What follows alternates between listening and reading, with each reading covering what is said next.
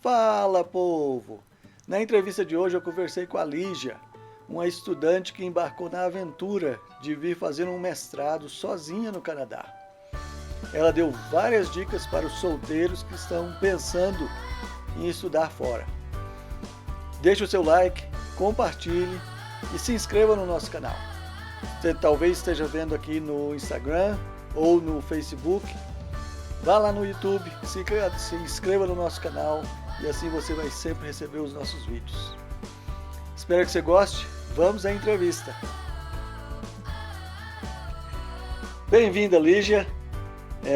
Você pode se apresentar e falar um pouquinho de quem é você, como é que, o que você fazia no Brasil, enfim, Claro. Quem é a Lígia?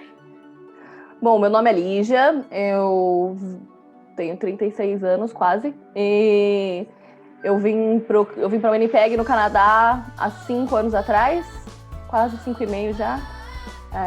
No Brasil eu morava em São Paulo e eu era professora.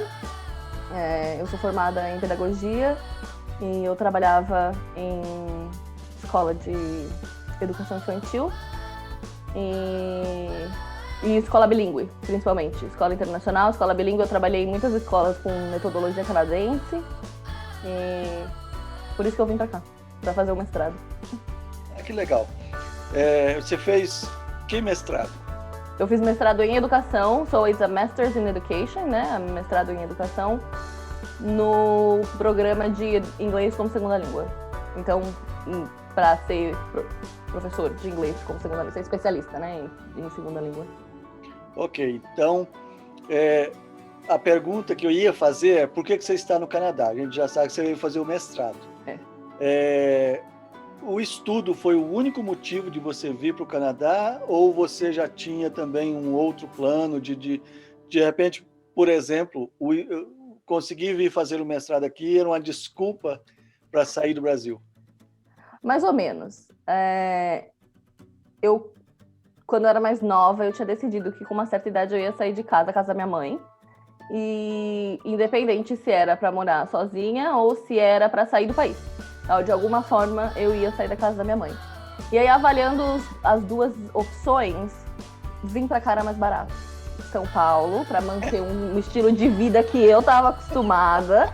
Não é assim sempre, mas no que eu queria, no que eu tinha de plano, vim para cá custaria menos do que sair de casa e aí continuar mantendo um estilo de vida que eu estava acostumada e tudo, valia mais a pena para cá. E eu sempre quis fazer um mestrado. Eu já tinha morado fora antes, quando eu era mais nova. Eu morei 6 meses na Inglaterra. E foi uma experiência incrível.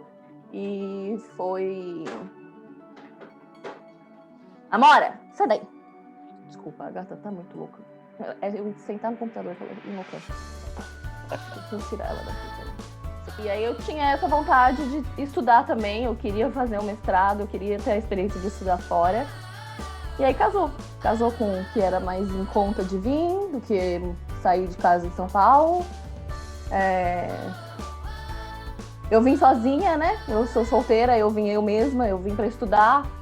Então deu certo por causa disso. E eu escolhi o Canadá por causa da metodologia das escolas que eu trabalhei. Então, pensando nisso, né? Pensando que a maioria das pessoas que vêm para o Canadá, elas vêm em família. Quer sejam imigrantes, quer venham estudar, né? Elas vêm em família. E você veio sozinha. Uhum. Como é que foi essa sua experiência? Então, quando eu vim mesmo em agosto de 2015, a minha mãe veio comigo para ficar 2 semanas aqui, para me ajudar com... pensando uma mulher, né? Que já tinha 30 anos, mas... sem noção de nada, sem noção da vida. Morei a vida inteira na casa da minha mãe. Era uma coisa assim, meio... Ter o suporte dela foi interessante. E era um momento familiar também que seria bom ela ter vindo comigo. E ela veio. E aí ela me ajudou, mas aí começou mesmo depois que ela foi embora. Depois dos 15 dias aqui comigo, ela foi embora. E aí... E foi... Olha, foi um pouco de tudo. Foi muito bom. O começo, assim, as primeiras semanas, os primeiros meses... foram muito legais. Era tudo muito novo, era tudo muito fácil, era tudo muito diferente. Fácil do sentido assim, precisa para ir para a universidade. Quando eu estudava em São Paulo, eu morava no centro, né? Eu morava num bairro central em São Paulo e eu estudava na USP. E era para ir de condução, sair da escola que eu trabalhava e aí pegava a condução para ir para a USP. Tudo era um desastre e aqui era facílimo, porque é uma cidade menor, né? Lógico, também ajuda. E era tudo muito novo, era tudo muito legal, mas também não foi fácil, não. Tem muita coisa que é difícil vir sozinha, porque aquela coisa de chegar em casa, depois de um dia puxado, depois de um dia de trabalho, um dia de estudo, e vir pra casa não ter ninguém e acostumar com isso, é puxado também. Certo. Então, deixa eu até explorar um pouco essa questão, porque e vamos tentar fazer um exercício de imaginação aqui, né? Então, vamos dizer que a gente tem lá o pessoal solteiro, o pessoal acabou de se formar na faculdade, 20, 22 anos, 24 anos que seja, né? Gente nova. Uhum. E o cara tá com aquela ideia na cabeça, eu vou pro Canadá, eu vou estudar, vou fazer uma outra faculdade lá, ou enfim, né? Uhum. E vou ganhar minha independência e blá, blá, blá. Você diria para eles, mas venham bem conscientes de que não é fácil. Você diria isso? Eu diria que assim, cada um tem uma experiência. Para mim, planejamento foi essencial. Então, não é acordar um dia e falar, nossa, vou. A não ser que você tenha a condição financeira de fazer isso. Senão, precisa de planejamento, precisa guardar dinheiro, precisa estudar, precisa saber quais as cidades que são mais baratas, o que acerta com a tua vida, o que não acerta. Uma consultoria nesse tipo de coisa é essencial. E muito planejamento e vir com a ciência de que, assim, é muito legal, é muito libertador, porque a questão da segurança é muito diferente, né?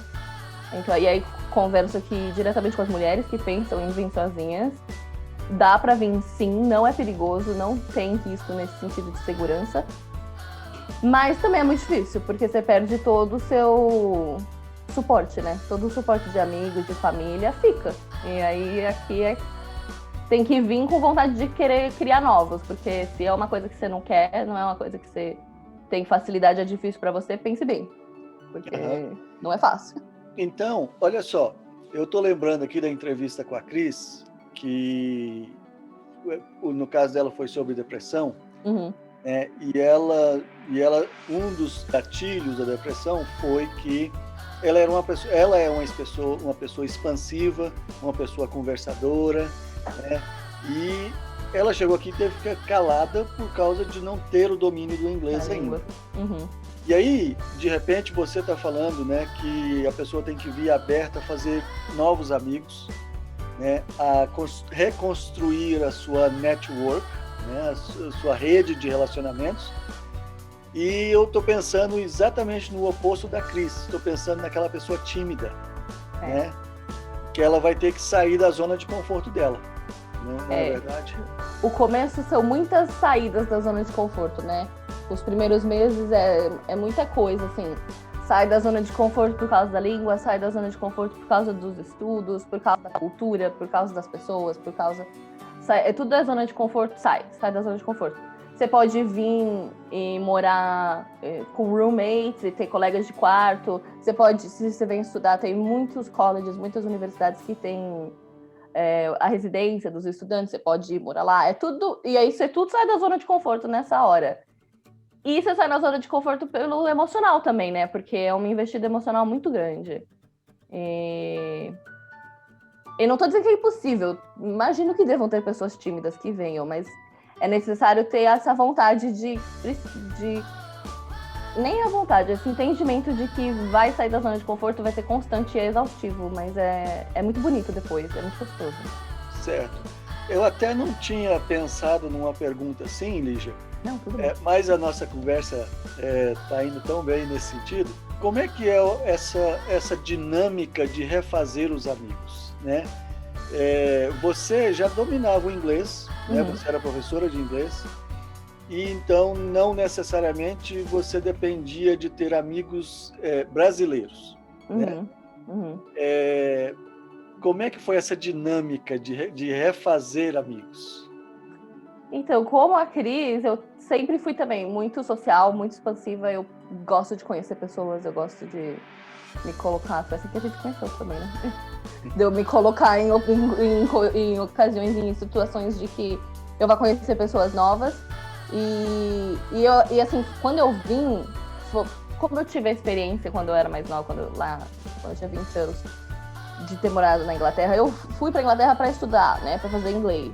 E aí também, aí você faz os amigos do curso e beleza. Mas é necessário você ter essa necessidade de fazer um esforço a mais do que você com seus amigos do Brasil. Você não precisa mais, a não ser que você queira, mas não é necessário você conhecer mais gente e tal. E aqui você precisa vir com essa intenção de que vou conhecer mais pessoas sim, e é uma jornada interessante, porque você conhece gente muito legal, gente muito especial, que vive, que vai se fazer parte da tua vida para sempre. Você conhece pessoas legais que são amizades que duram poucos meses. Você conhece gente muito legal que vai embora, que volta para o Brasil, que vai para outros lugares. E esse é muito interessante. E foi muito interessante também porque é muito gostoso conhecer gente de outros países. Eu acho sensacional, é a parte mais legal que tem. Que é essa mistura de culturas. E eu tenho amigas muito, muito próximas que são de outros países, que não são brasileiros, que não falam português. E são pessoas extremamente importantes na minha vida hoje. Então, o que você diria que foi o positivo e negativo de quando você veio, né? Ou de toda a sua jornada, quem sabe? E aquilo que se você soubesse antes, você faria diferente quando você veio? Porque eu faria diferente quando eu vim, que é uma coisa que com certeza, primeiro, é porque casou com o tempo, né? Que eu tava planejando, mas eu teria guardado mais dinheiro antes de vir. E eu teria feito um planejamento financeiro melhor. Porque o dinheiro que eu trouxe, que eu fiquei anos no Brasil guardando, acabou muito rápido por conta de uma inexperiência de como gastar dinheiro sozinha. E de querer curtir muito no começo e não ter muito essa consciência financeira, que aí precisou logo. Foi a sorte que eu tive, que como você disse, eu vim com inglês já, arrumar emprego não foi uma coisa difícil. Mas como estudante você também vem com a dificuldade de ter só 20 horas por semana, né? E realmente a parte financeira foi toda a dificuldade que eu tive todos esses últimos 5 anos vem nesse sentido, porque acaba o dinheiro que você traz do Brasil, não sobra dinheiro para juntar. Foram 5 anos aí juntando moedinha para poder passar o mês e ter certeza que tá tudo certo para poder pagar as contas direitinho. E daí não sobra dinheiro para poder voltar pro Brasil para visitar. Essa parte foi bem complicada. Essa parte foi o que mais pesou, sim. E por mais que eu tivesse feito diferente no começo, uma hora o dinheiro acaba mesmo. 5 anos de mestrado, uma hora o dinheiro ia acabar. E é difícil, assim, como estudante, vindo sozinha, essa é o principal. Eu acho que a diferença de quem vem em família, ou em casal, ou com filhos e tudo, é que existem... Uma pessoa estuda e o outro trabalha, né? A não ser que você já venha com o PR, mas uma pessoa estuda e o outro trabalha. E aí a parte financeira fica menos estressante. Eu não vou dizer que é mais fácil, porque eu não acho que é. Mas é menos estressante, porque você pode contar com a outra pessoa também. Então, e eu tinha só eu para contar, né? Eu só contava comigo mesma nessa questão financeira, principalmente. E essa foi a parte mais difícil. Mas também teve muita coisa boa, teve muita coisa bonita. E que eu não trocaria. Por mais difícil que foi, valeu a pena. É muito aprendizado também, né? Então, ajuda. Certo, eu vou pegar o seu gancho. Uhum.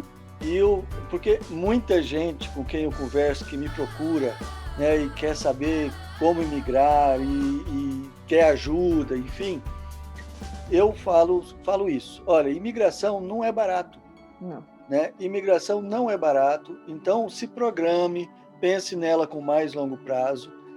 O que eu vejo, e quanto mais a situação no Brasil ela piora, mais as pessoas estão com urgência de vir. Uhum. E eu digo, olha, vamos pensar numa imigração para você em 5 ou a 10 anos, e enquanto isso você guarda dinheiro, né? Porque a pessoa pensa assim, eu tenho dinheiro para comprar a passagem, para pagar o visto e para me virar por 3 meses. E isso dá, e eu me viro depois, né? E eu falo, olha, não, você não quer pensar de novo, né? Vamos repensar esse seu plano.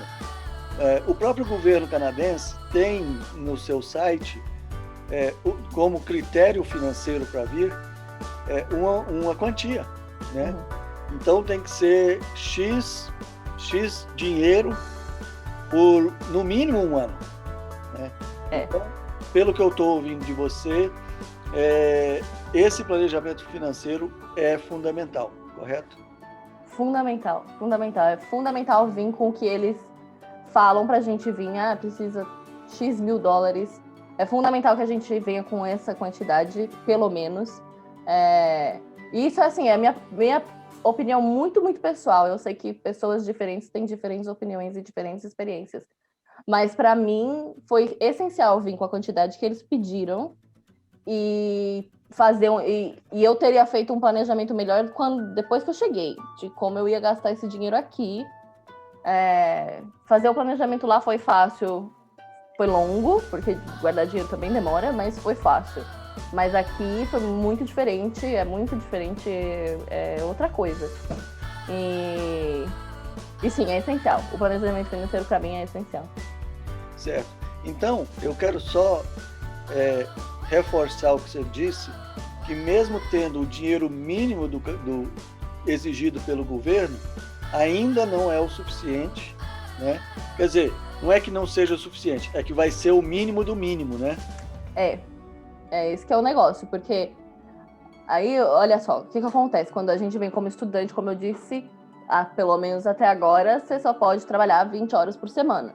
Não importa se você estuda todos os dias das 8 às 5, ou você estuda 2 vezes na semana, das 5 da tarde às 8 da noite, que era o meu caso. O mestrado não é todos os dias, o mestrado de educação, pelo menos, ele não era todos os dias.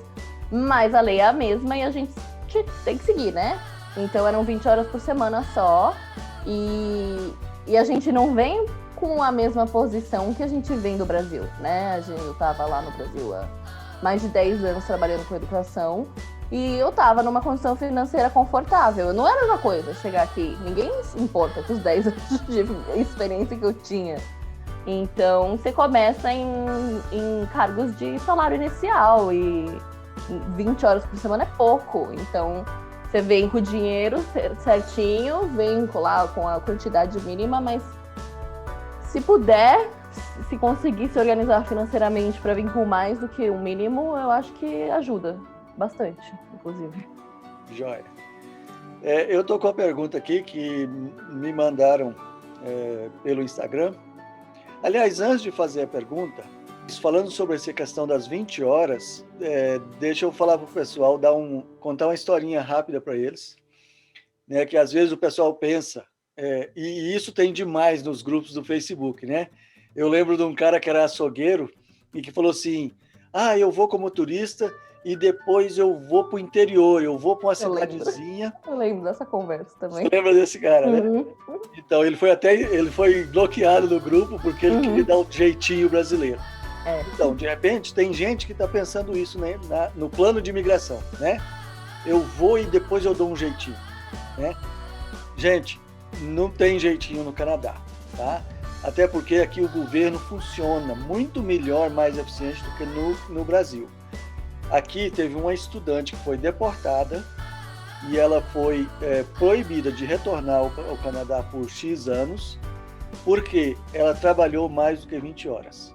Aí você fala assim, mas Cleuber, tem alguém lá em Ottawa preocupado com isso?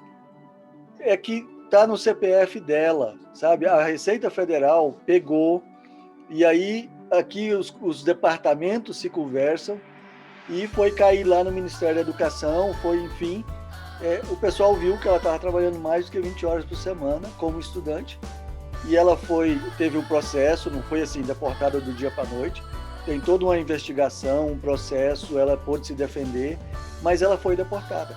Então não tem jeitinho, não faça do seu plano de imigração um plano gambiarra, Faça com muita consciência, faça ele direitinho, tá? O Canadá está de portas abertas, mas para quem vai fazer a coisa certinho, tá joia? Vamos em frente. Eu tô com uma pergunta aqui que eu recebi lá no Instagram para você, e eu acho que é uma menina na mesma situação, solteira, que vem para estudar, e ela perguntou o seguinte: quais foram as suas maiores dificuldades no início e como que você as resolveu? Em questão de imigração, essas coisas, assim, o começo realmente foi os primeiros meses, porque tinha o dinheiro e tal, foi tudo bem, mas uma hora pesou, né, a questão financeira, a quantidade de limite que 20 horas por semana de trabalho te traz, pesou. E de questão pessoal, assim, foi difícil. Tá longe foi difícil. Tá longe dos amigos, tá longe da família, tá longe do que é conhecido, foi difícil. Foi difícil, mas não foi ruim. Foi difícil, mas também, pra mim, foi uma coisa que me impulsionou a melhorar a situação. Então, foi quando eu fui buscar conhecer outras pessoas, fazer novos amigos e procurar coisas que eram além só do curso, porque, como eu falei, né, eram só 2 vezes na semana e só de noite, então demorou um pouco mais para fazer amigos no curso, no mestrado, mas de ir atrás, sabe, de conhecer pessoas, de se envolver com diferentes grupos sociais, e voluntariar foi uma coisa que ajudou muito também, que foi onde eu até, inclusive, arrumei meu emprego, né? E estou lá desde então, mas é importante vir com essa intenção de que tem que botar a cara, sabe? Tem que botar a cara para jogo, tem que ir atrás de conhecer gente nova. E uma coisa que eu acho muito importante também, porque eu não sei se você sente essa conversa entre os brasileiros que você conhece e tal, mas tem muita gente que, porque quer vir praticar o inglês, fala que vai se afastar da comunidade, né? Não vou fazer amigos brasileiros porque preciso treinar o inglês e quando a gente tá junto a gente não fala inglês. E tem sim seus pontos vantajosos para quem vem com mais dificuldade no inglês. É bom sim ter outros amigos que não sejam brasileiros para poder treinar, mas é muito importante ter amigos da comunidade, é muito importante ter amigos que dividam a mesma cultura que você. Por mais que vocês sejam de regiões diferentes e experiências diferentes, vidas diferentes, mas é muito importante, é muito fundamental, eu acho. Mas precisa saber dosar. Eu tive uma postura diferente quando eu vim, né? Mesmo antes de ter saído do Brasil, eu fiz um shift na minha vida. Eu passei um momento onde a partir daquele momento eu comecei só a ler em inglês, a ouvir música em inglês, e eu procurei fazer isso. Eu precisava, né, me lançar no inglês. Eu fiz isso. E quando eu cheguei em Winnipeg, e o Winnipeg, é bom que as pessoas saibam, tem uma comunidade bem desenvolvida de brasileiros, né, uma comunidade forte, e muita gente se ajuda dentro dessa comunidade. Mas eu não sou um ajuntamento de brasileiros. Nós fizemos vários, inclusive eu participei do Conselho de Cidadania de Winnipeg, quando nós lançamos o conselho. Eu fui um dos fundadores do conselho, mas eu não buscava a companhia de brasileiros, mas porque era uma posição pessoal minha de que eu precisava, de fato,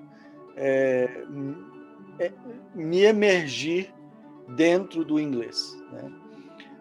Mas eu concordo com você, é muito importante a pessoa vir e fazer amizades, e ter alguém dentro da comunidade que seja suporte, seja o link entre você e o resto do mundo, né?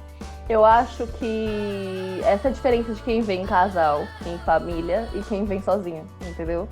Porque era uma coisa que fez falta, assim, no começo. Eu sei que conheci vocês logo no começo, então foi uma coisa que ajudou muito. E fiz outros amigos brasileiros também no começo. Mas era uma coisa que era fundamental quando eu tava cansada de falar inglês, cansada de pensar em inglês, cansada de tentar me adaptar a essa cultura, que por mais que não seja tão diferente, tem suas diferenças. Era pros brasileiros que eu corria pra dar aquela descansada, porque não tinha ninguém em casa, entendeu? Porque essa é a diferença de quem vem sozinho, de de precisar encontrar links com pessoas da comunidade, porque é difícil. Mas também é para cada um também, né? Cada um vai entender a experiência de estar aqui, né?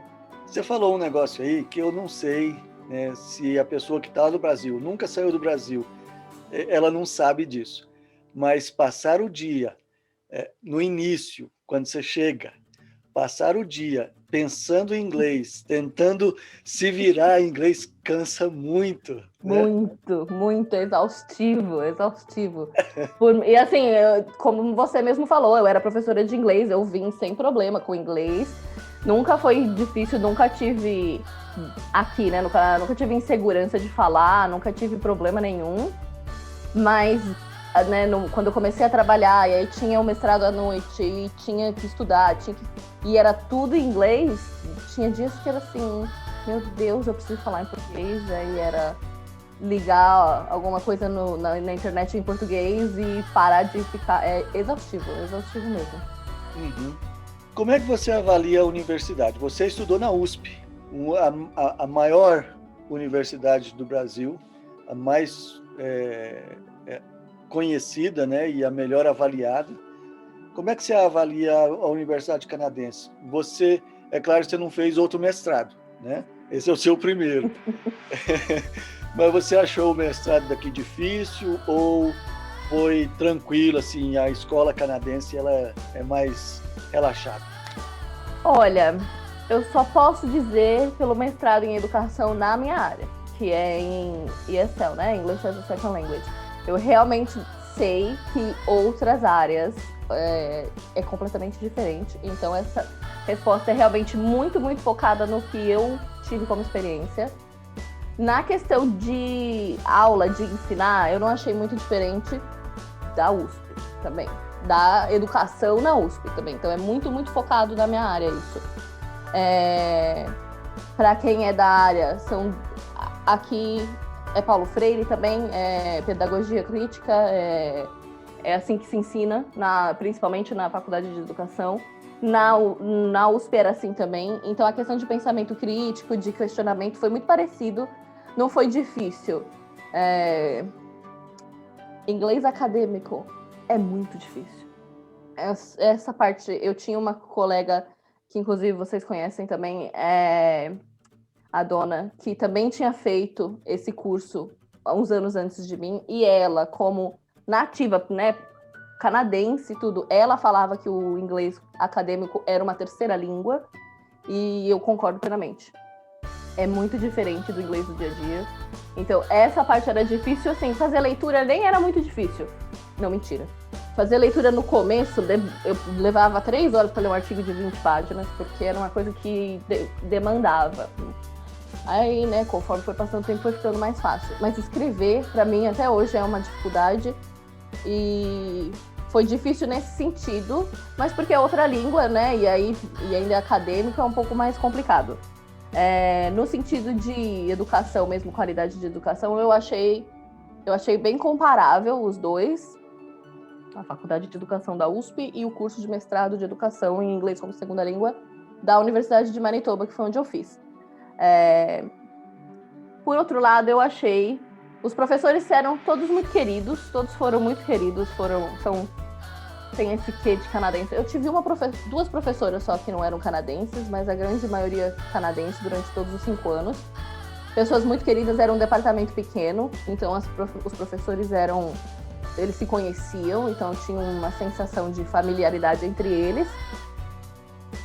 Porém, a expectativa de um professor canadense é muito, muito, muito diferente dos professores brasileiros que eu tive.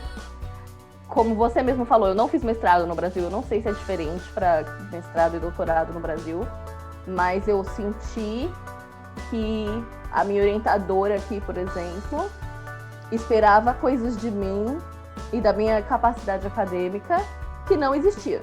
E ela esperava sem ser clara. Ela nunca foi clara com o que ela queria, mas ela também sempre foi muito clara com o que ela não gostava. Então foi muito difícil navegar essa relação. Muito. Muito desgastante. Foi bem complicado. Então tem essa diferença que eu achei muito gritante e que é muito pouco observado também. Tá, você falou aí e agora me veio na cabeça. Você, você acha, porque o Canadá é um destino mundial de Uhum. educação, né? Um dos meios que ele atrai gente para cá é pela educação. É um programa oficial do governo de atrair estudantes. Você acha que a universidade, então, é, ela é um lugar inclusivo, ela é um lugar que faz o internacional se sentir incluído? É, eu estou querendo evitar, por exemplo, falar, você se sentiu é, é, alguma vez preconceituada por algum professor? Não, até que para o professor não muito, mas pela comunidade de aluno é uma coisa. Aí também, né? Vem de novo a minha experiência só. É uma coisa bem. É uma coisa muito interessante, porque as pessoas aqui, até os brasileiros, né? As pessoas costumam achar que o canadense é muito legal, o canadense é muito educado, todo mundo é muito friendly. O friendly Manitoba, que todo mundo fala. Mas isso eram coisas que a gente discutia em sala no mestrado, por exemplo, que é uma falácia. Não é friendly Manitoba. As pessoas não são rudes na sua frente, mas são muito preconceituosas, sim. A pessoa que vem com menos inglês sofre mais e sofre mais discriminação mesmo. Quem tem accent, né, o sotaque de quem não fala uma língua fluente, sofre muito, e eu já vi acontecendo. Acho que eu não cheguei a comentar, né, mas eu aqui trabalho com refugiados. Então, eu vejo acontecer no dia a dia, não dentro da organização com que eu trabalho, mas essas pessoas, além de tudo que elas têm que enfrentar, também têm que enfrentar muito preconceito, sim. Eu ouvia comentários, assim, de colegas canadenses, assim, nossa, seu inglês é tão bom, onde que você aprendeu a falar inglês? Porque o brasileiro tem um sotaque muito comum, né, ao brasileiro. É fácil pra gente identificar quando é um brasileiro falando inglês, porque a gente tá acostumado com aquele som. E como eu já falava inglês há muito tempo e tinha tudo, o meu sotaque é diferente. Eu já tive diversos canadenses perguntando se eu era francesa ou se era de Quebec por conta do meu sotaque.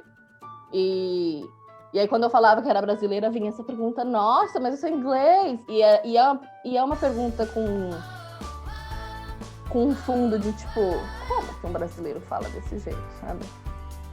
Então, é sutil, mas ele existe sim. Só que você precisa estar muito atento, você precisa ter um olhar muito crítico para entender isso. Olhando aqui a minha colinha. A pergunta que todo mundo deve estar se fazendo, né? Você planeja retornar para o Brasil? Não. Eu planejo retornar para visitar, senão minha mãe me mata. E o resto da minha família também, que faz muitos anos que eu não vejo. Mas voltar para ficar, não é um planejamento, sem dúvida, não. Agora eu quero, para as mulheres solteiras, né, assistindo a entrevista, nesses 5 anos, você deve ter tido alguma cantada de algum canadense, né?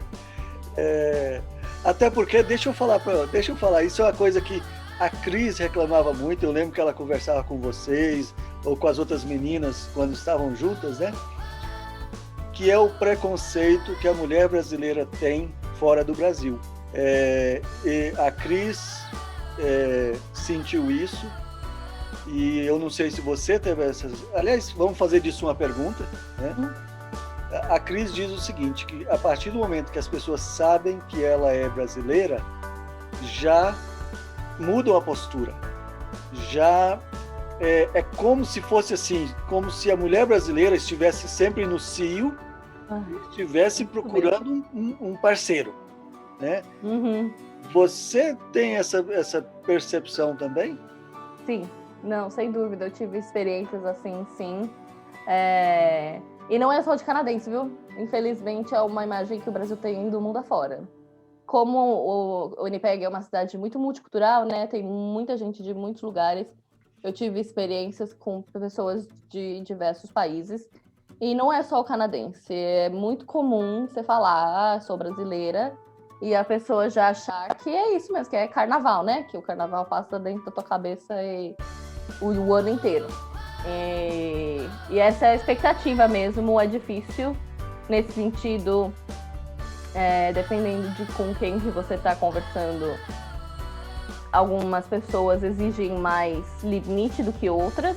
O canadense, por outro lado, ele é muito respeitoso nesse sentido, porque aqui assédio sexual é uma coisa muito séria, né?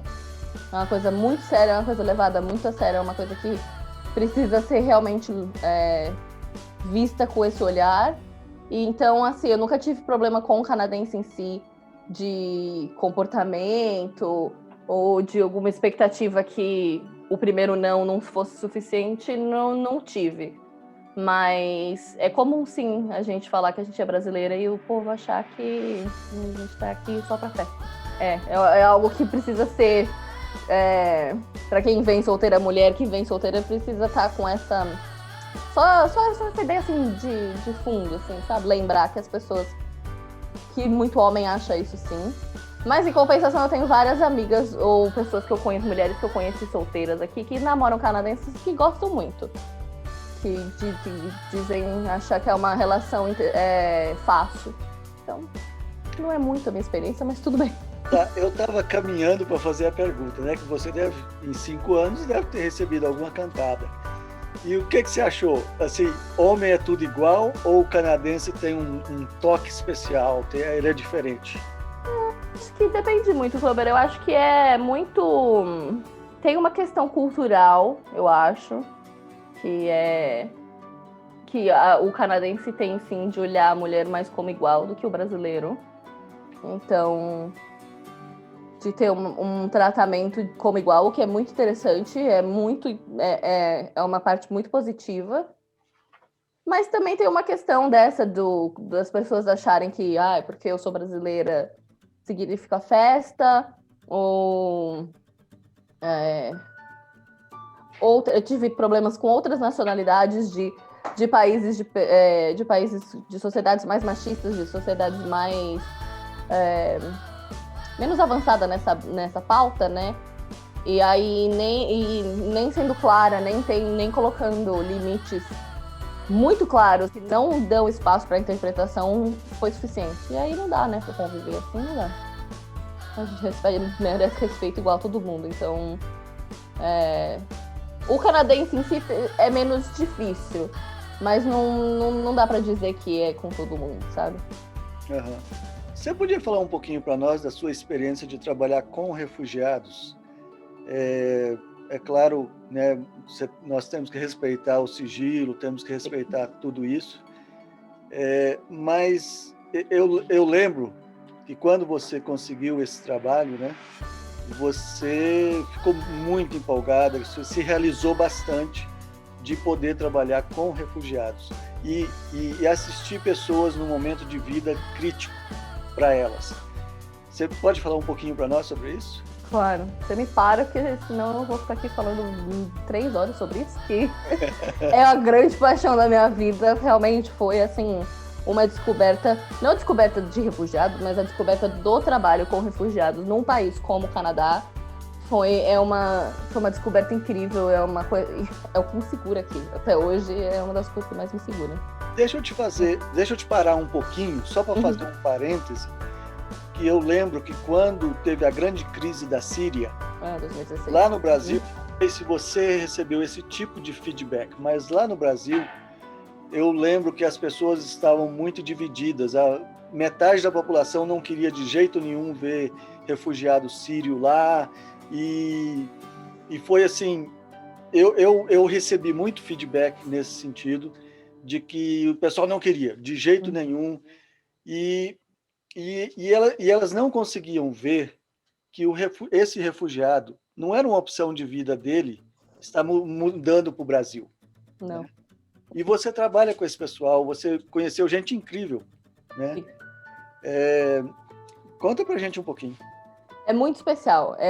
Realmente é isso. Eu conheci pessoas inacreditáveis. São pessoas... Eu conheci, como você falou, né? O trabalho que eu faço são com refugiados recém-chegados no país. Então, tem milhões de coisas que dificultam o trabalho, porque as pessoas vêm, na grande maioria, sem falar inglês. Muita gente vem de campo, de refugiado, né? Nem todo mundo vem só de uma cidade. Então, tem milhões e milhões de coisas que são coisas que dificultam a relação, mas que faz parte do trabalho. E eu também tenho muitos amigos do trabalho que vieram como refugiados, foram clientes da organização que eu trabalho, moraram lá na organização, hoje trabalham na educação, são cidadãos canadenses, passaram por todo o processo e, assim, são as pessoas mais resilientes que eu conheço. Mais resilientes. Não existe ninguém que tenha experiências que sejam tão resilientes, que façam as pessoas tão resilientes quanto. Os primeiros anos que eu trabalhei nessa organização, eu trabalhei com criança, né? Eu trabalhei com a educação infantil deles. E foi muito importante, foi de um crescimento, foi de uma necessidade essencial para a minha profissão, para o meu olhar de educadora, de professora, e de entender que traumas e lutas são diferentes para cada um e se transformam em coisas diferentes e exigem das pessoas que dão esse suporte coisas que são necessárias desenvolver. Então, muita empatia, muita tolerância, muita paciência.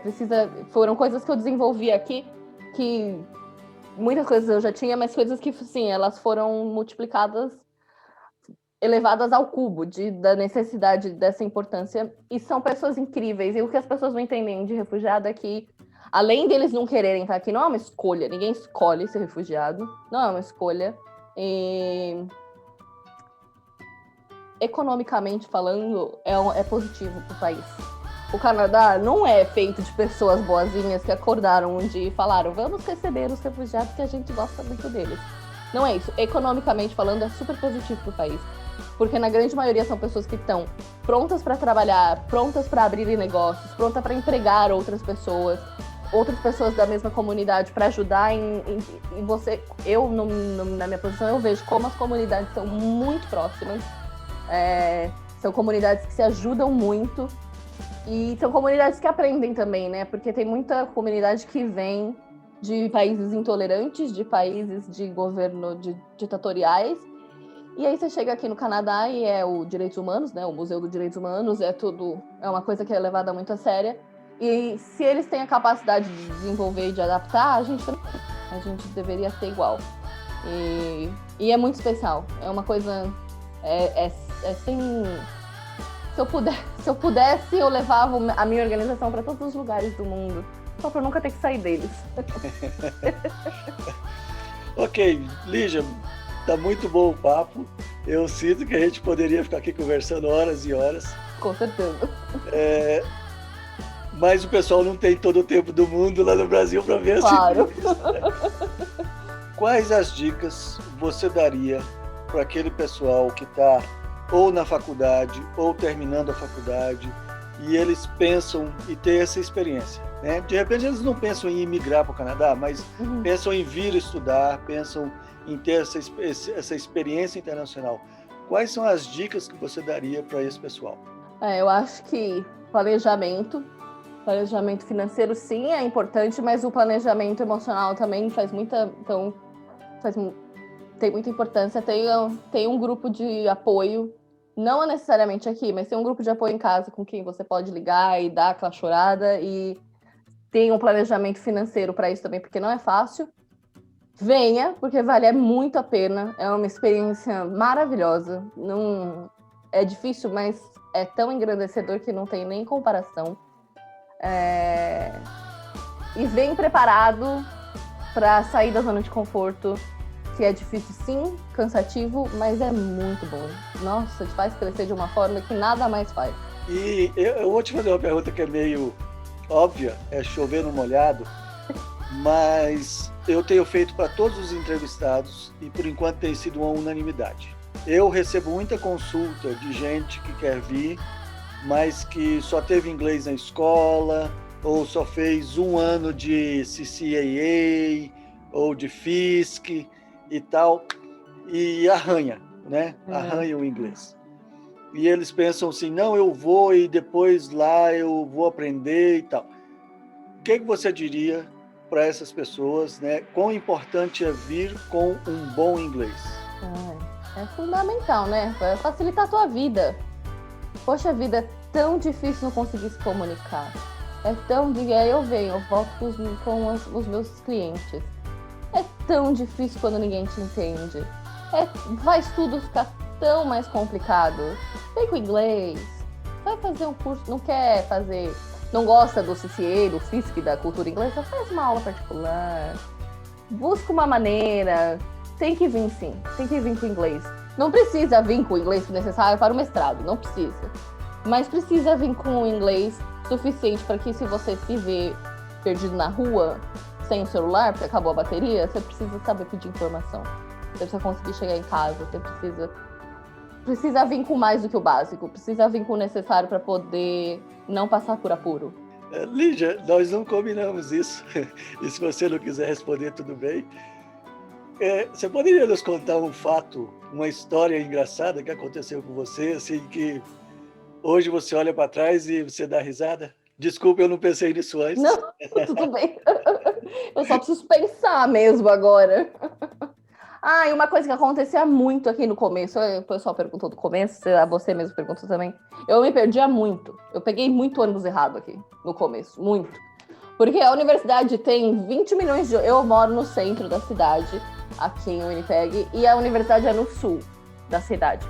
Então tem muitas opções de chegar na universidade. Mas eu me perdi muito já. Eu me perdi muito. Eu sou uma pessoa atrasada por natureza. A pontualidade aqui, que é tão importante, é uma coisa muito difícil para mim. E, nossa, eu já cheguei em aulas atrasadas, pedia desculpa para o professor que eu tinha pegado o ônibus errado. Já voltei para casa, porque eu estava tão atrasada que eu tinha vergonha de ir para a sala. Eu falava, não, é melhor deixar essa, eu volto para casa, que tá muito tarde. Porque eu peguei o ônibus errado, desci no lugar errado. Nossa, mas já teve muito isso, muito.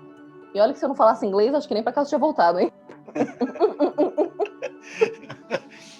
E agora eu vou te fazer a minha última pergunta, que é o seguinte: quem você acha que eu deveria entrevistar na próxima entrevista? Quem? Ou não na próxima entrevista, mas, né, até porque eu tenho que me planejar antes.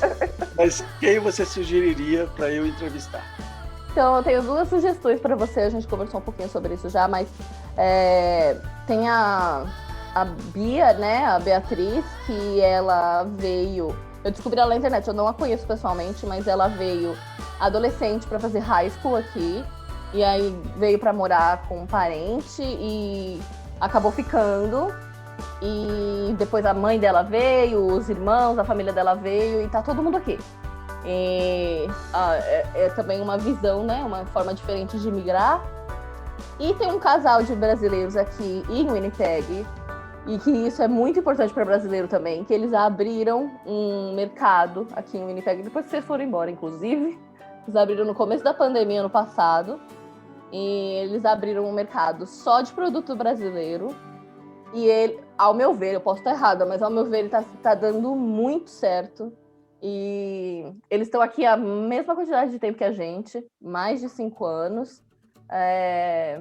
E eles abriram um negócio, né? É uma coisa que para muito brasileiro é empreendedor, né? Muito brasileiro gosta dessa parte, talvez seja algo interessante também.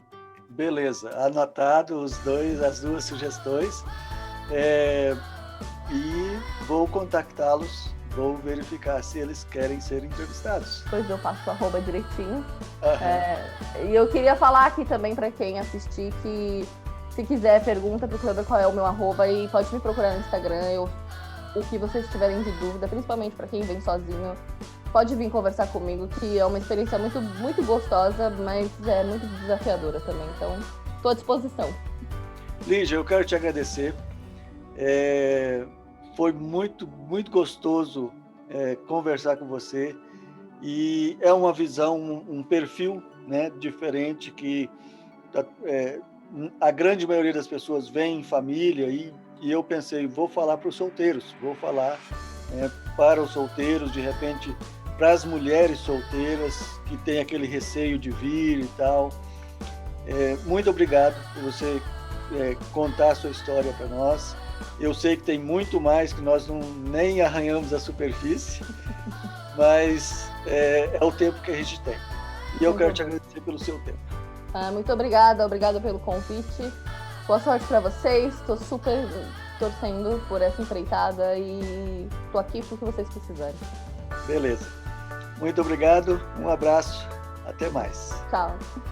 Mais uma vez eu quero agradecer a Lígia, que tirou um tempinho para fazer esse bate-papo conosco aqui. Nossa próxima entrevista será com um policial da RCMP, a Royal Canadian Mounted Police, que é equivalente à nossa Polícia Federal no Brasil.